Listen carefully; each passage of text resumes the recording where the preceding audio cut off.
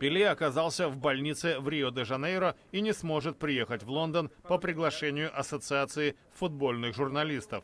Самому знаменитому игроку 20 века стало плохо в четверг.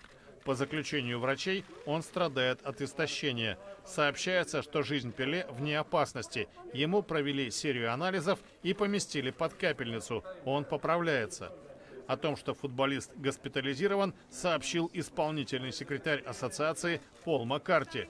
По его словам, Пеле попросил не отменять воскресное мероприятие в гостинице «Совой» с участием других звезд мирового футбола и спортивных журналистов. За свою более чем 20-летнюю карьеру Пеле выходил на поле 1363 раза и забил 1281 гол. 77 из них в 91 матче за сборную Бразилии. В составе национальной команды он трижды становился чемпионом мира. ФИФА признала его футболистом столетия, а МОК – лучшим бразильским спортсменом, хотя он ни разу не участвовал в Олимпийских играх.